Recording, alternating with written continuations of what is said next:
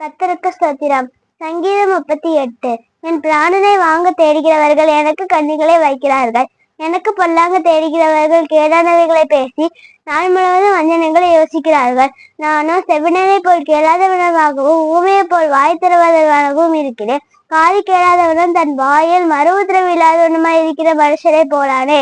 கர்த்தாவே, உமக்கு காத்திருக்கிறேன். தேவனாகிய ஆண்டவரே, நீர் மறு உத்தரவு கொடுப்பீர். அவர்கள் என் நிமித்தம் சந்தோஷப்படாதபடிக்கு இப்படி சொன்னேன். என் கால்கள் தவறும் போது என் மேல் பெருமை பாராட்டுவார்களே. நானோ தடுமாறி விழ ஏதுவா இருக்கிறேன். என் துக்கம் எப்பொழுதும் எனக்கு முன்பாக இருக்கிறது. என் அக்கிரமத்தின் நிமித்தம் நான் அறிக்கையிட்டு என் பாவத்தின் நிமித்தம் விசாரப்படுகிறேன். என் சத்துருக்கள் வாழ்ந்து பலத்திருக்கிறார்கள். முகாந்திரம் இல்லாமல் எனக்கு துரோகம் செய்கிறவர்கள் பெருகியிருக்கிறார்கள். நானோ நன்மையை பின்பற்றுகிறபடியா நன்மைக்கு தீமை செய்கிறவர்கள் என்னை விரோதிக்கிறார்கள். கர்த்தாவே, என்னை கைவிடாதேயும். என் தேவரே, எனக்கு தூரமாகாதேயும்.